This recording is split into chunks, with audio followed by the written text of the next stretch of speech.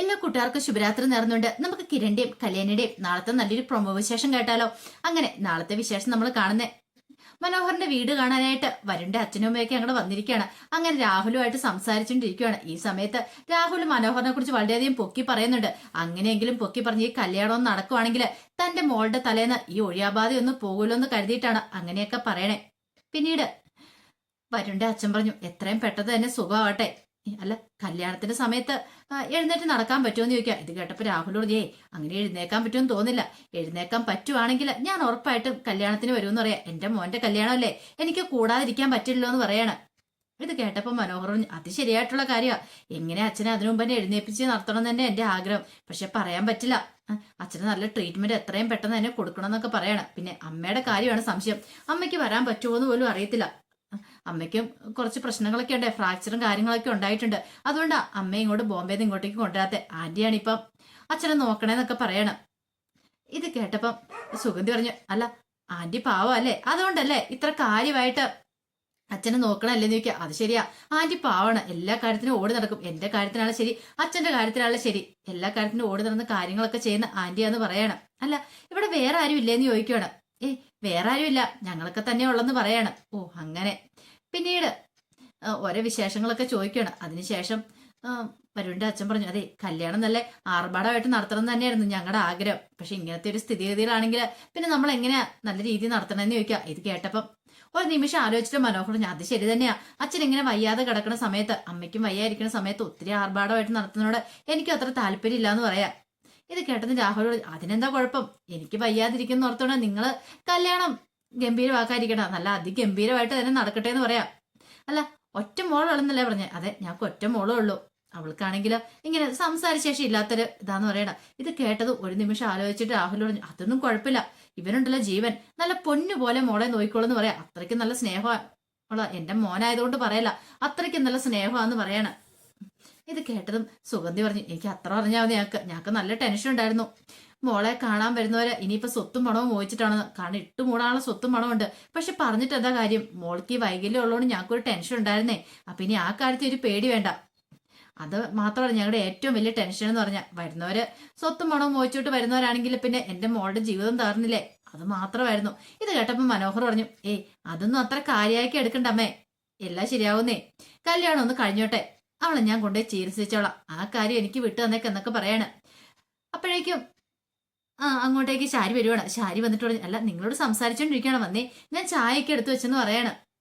അങ്ങനെ അവർ താഴേക്ക് ഇറങ്ങി ചെല്ലുക. പിന്നീട് ശാരി ചായ കൊടുത്തിട്ട് പറഞ്ഞേ, ചായയൊക്കെ കുടിക്കാൻ വേണ്ടി ചായയൊക്കെ കൊടുക്കുകയാണ്.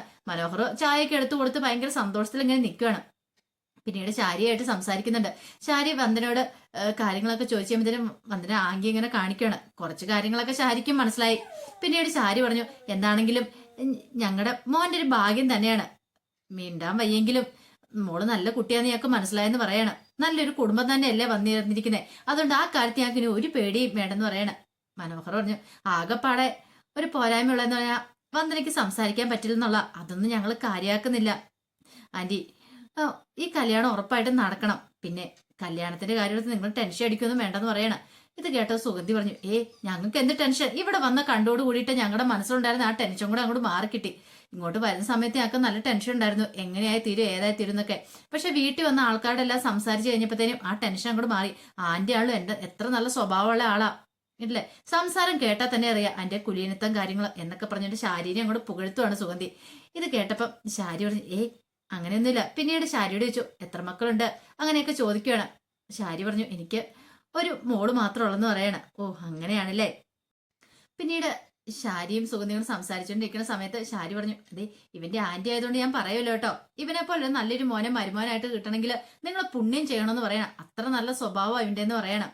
കല്യാണം കഴിയുന്നതോട് കൂടിയിട്ട് അത് നിങ്ങൾക്ക് മനസ്സിലാവുമെന്ന് പറയാ. ഇത് കേട്ടപ്പോ രാഘവൻ പറഞ്ഞു, അത് ശരിയാ, അല്ലെങ്കിൽ തന്നെ ഇപ്പൊ തന്നെ ഞങ്ങൾക്ക് കുറെ സ്വഭാവങ്ങളൊക്കെ മനസ്സിലായിട്ടുണ്ട്, അതുകൊണ്ടല്ലേ ഞങ്ങൾ ഈ ബന്ധമായിട്ട് മുന്നോട്ട് പോയത്. അല്ലെ പിന്നെ ഇങ്ങനെ ഒരാലോചനയായിട്ട് വന്നപ്പോ തന്നെ ഞങ്ങൾ ഈ ബന്ധം വേണ്ടെന്ന് വെക്കത്തില്ലുള്ളൂ. പിന്നെ ഞങ്ങളുടെ മോൾക്ക് ഇഷ്ടപ്പെട്ടു ജീവനെ, അതുകൊണ്ടാണ് ഞങ്ങൾ ഈ ബന്ധത്തിന് സമ്മതിച്ചതെന്ന് പറയണം. പിന്നെ ഇവന്റെ കുടുംബം എല്ലാം പുറത്താണല്ലോ, പിന്നെ മോളെ അങ്ങോട്ടേക്ക് കൂട്ടിക്കൊണ്ട് പോകുന്നൊക്കെ പറഞ്ഞു. ഇത് കേട്ട് കഴിഞ്ഞപ്പോ ശാരി പറഞ്ഞു, അതെയോന്നോ, ഇവനാണ് ഇടയ്ക്ക് മുട്ടിനൊക്കെ ഇങ്ങോട്ടേക്കൊന്ന് വരാറുള്ളൂ, എപ്പോഴും തന്നെ ദുബായിലൊക്കെ ആയിരിക്കും. പിന്നെ വന്നു കഴിഞ്ഞാലോ പിന്നെ എല്ലാ സൽക്കാരമായി ബന്ധുക്കാരുടെയൊക്കെ വീട്ടിൽ കൂടെ പോക്കായി. എന്നെന്ന് വെച്ചാൽ ഭയങ്കര ജീവനാണ് കാര്യം. പിന്നെന്നൊക്കെ പറയണം. ഇത് കേട്ടപ്പോൾ മനോഹർ പറഞ്ഞു, അത് പിന്നെ ആന്റി ഞങ്ങളുടെ എല്ലാ കാര്യത്തിനും വരുന്ന, ഇപ്പൊ തന്നെ കണ്ടില്ലേ അച്ഛന് വയ്യാതെ വന്നു പറഞ്ഞപ്പോ ആന്റിയാണ് വന്ന് കാര്യങ്ങളൊക്കെ നോക്കുന്നത്. അപ്പം ആന്റി ഞങ്ങൾക്ക് അങ്ങനെ ഉപേക്ഷിക്കാൻ പറ്റുമോ എന്നൊക്കെ പറയണം. അങ്ങനെ കുറച്ച് സമയം കൂടെ സംസാരിച്ച് കഴിഞ്ഞിട്ട് അവരിറങ്ങാൻ തുടങ്ങുവാണ്. ഈ സമയത്ത് ശാരിയുടെയും മനോഹറിന്റെ ഒക്കെ പ്രകടനം കണ്ടു കഴിഞ്ഞപ്പോഴത്തേനും വരും മനസ്സിൽ പറഞ്ഞു, കൊള്ളാം, എന്താണെങ്കിലും അമ്മായിമ്മ മരുമോന് സൂപ്പറായിട്ട് അഭിനയിക്കുന്നുണ്ട്, എത്ര കാലം നിങ്ങൾ അഭിനയിക്കും, നമുക്ക് കണ്ടറിയാം എന്നൊക്കെ പറഞ്ഞിട്ട് അങ്ങനെ മനസ്സിൽ പറഞ്ഞിട്ട് എല്ലാവരുടെയും യാത്ര പറഞ്ഞിട്ട് അങ്ങനെ അവരിറങ്ങുവാണ്. ഈ സമയം യാത്ര പറഞ്ഞ് ഇറങ്ങുന്ന അപ്പുറത്ത് കല്യാണി കണ്ടു. പക്ഷേങ്കില് ഈ പറയുന്ന കല്യാണിക്ക് അങ്ങോട്ടേക്ക് ഇറങ്ങി ചെല്ലാൻ അവരോട് സംസാരിക്കാനേ പറ്റില്ല. അങ്ങനെ ഇറങ്ങി സംസാരിച്ചിട്ടുണ്ടെങ്കിൽ അപ്പുറത്തുള്ളവർ കണ്ട ഇനിയിപ്പം മനോഹർ അങ്ങനെ കണ്ടിട്ടുണ്ടെങ്കിൽ അവന് സംശയം തോന്നുമല്ലോ. അതുകൊണ്ട് കല്യാണി അങ്ങോട്ട് ഇറങ്ങിച്ചൊന്നുമില്ല. പിന്നീട് മനോഹർ നേരെ സരുവിനെ കാണാൻ പോവാണ്. കാരണം സരുവിനെ അവിടെ വിളിച്ചു നിർത്തിയേക്കുക, ഇപ്പൊ വരാന്നും പറഞ്ഞിട്ട്. കുറെ സമയമായിട്ടും കാണാതെ വന്നു കഴിഞ്ഞപ്പോ സരുവിനെ ആകപ്പാടെ ഭ്രാന്ത് പിടിക്കുന്ന പോലെ തോന്നി. ഇത്ര സമയമായിട്ട് എന്താ ഈ മനുവേട്ടൻ വരാത്തെന്ന് എഴുതി 1-2 തവണ വിളിച്ചിട്ടുണ്ടായിരുന്നു. പക്ഷെ ആ സമയത്തൊക്കെ നൈസായിട്ട് മനോഹർ കോൾ അങ്ങോട്ട് കട്ട് ചെയ്ത് വിടുവേതെ. കോൾ എടുത്തില്ല. കോൾ എടുത്ത പ്രശ്നമാവെന്ന് അറിയായിരുന്നു. അങ്ങനെ പിന്നീട് മനോഹർ സരുവി നിൽക്കുന്നിടത്തേക്ക് ചെല്ലുവാണ്. ചെന്നിപ്പോ സരു ചോദിച്ചു, എത്ര സമയം മുന്നോട്ടേൻ കാത്തിരിക്കുന്നേ? ഇത്ര സമയം താമസിക്കുമെന്ന് അറിയാമെങ്കിൽ ഒന്ന് ഫോൺ വിളിച്ച് പറയാൻ മേലാന്ന് ചോദിക്കുക. എന്റെ മോളൂ, ഇപ്പൊ തന്നെ കണ്ടില്ല, മീറ്റിംഗ് കഴിഞ്ഞിട്ട് ഞാൻ 100-200 എന്ന് പറഞ്ഞ വീട്ടിങ്ങോട്ട് വന്നേ. എവിടെയും തട്ടാതെ മുട്ടാതെ ഇവിടെ എത്തിയത് ഭാഗ്യം തന്നെ. എന്റെ മോളുവിനെ കാണാനുള്ള ആക്രാന്തമ്പത്തേനും കൂടെ ഓടി വന്നല്ലേന്ന് ചോദിക്കുക. അപ്പൊ ഇങ്ങനെയൊക്കെയാണോ മോള് പറയണെന്ന് ചോദിക്കുക. മനുവേട്ടാ, എനിക്കാണെങ്കിൽ ഇത്ര സമയം നിന്ന് കഴിഞ്ഞപ്പോ ആകപ്പാടെ വിഷമമായിപ്പോയി. ഇനിയിപ്പം മനുവേട്ടൻ വരില്ലെന്ന് പോലെയും വിചാരിച്ചു. വിളിച്ചിട്ടാണ് കോളും എടുക്കുന്നില്ലായിരുന്നല്ലോ. ഓ, അതാണ് കാര്യം.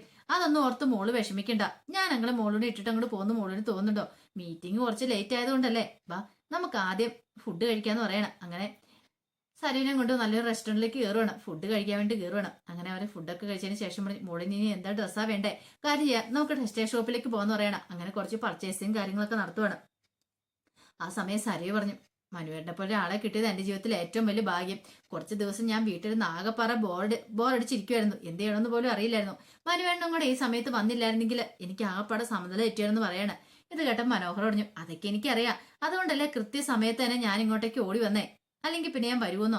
മോളുടെ മനസ്സ് എനിക്ക് അറിയാൻ പറ്റുന്നുണ്ടെന്നൊക്കെ പറയണം. എന്നും പറഞ്ഞ് അങ്ങ് തള്ളി മറിച്ച് സരുവിനെ അങ്ങോട്ട് പൊക്കി വിടുവാണ്. സരുവ് അതിലങ്ങോട്ട് വീണു. മനോഹറിനറിയാം സരുവിനെ ഒന്ന് പുകഴ്ത്തിയേ തീരാവുന്നുള്ളൂ.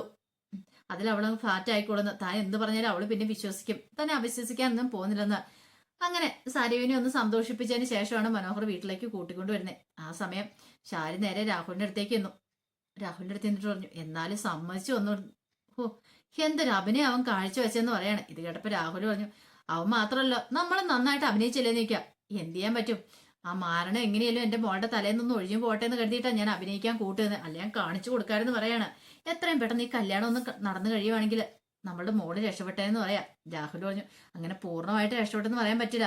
ഒരുപക്ഷെ ഇവന്റെ ചതി തിരിച്ചറിഞ്ഞു കഴിഞ്ഞിട്ടുണ്ടെങ്കിൽ നമ്മുടെ മോൾ എന്ത് കടുങ്ങുകയും ചെയ്യുമെന്ന് പറയണം. അവനെ അങ്ങനെ വെറുതെ വിട്ടുകൂടാ. അവനിട്ടൊരു പണി കൊടുക്കണമെന്ന് ഞാൻ ആഗ്രഹിച്ചിരുന്ന, പക്ഷെ കൃത്യസമയത്ത് തന്നെ വീണു. അല്ലായിരുന്നെങ്കിൽ അവനിട്ടുള്ള പണി ഞാൻ കൊടുത്താനെന്ന് പറയണം. ശാരി പറഞ്ഞു, ശരിക്കും പറഞ്ഞാൽ കിരണിട്ടല്ലായിരുന്നു പണി കൊടുക്കേണ്ടത്, ആ സമയം ഇവനിട്ടായിരുന്നു കൊടുക്കണ്ടേ.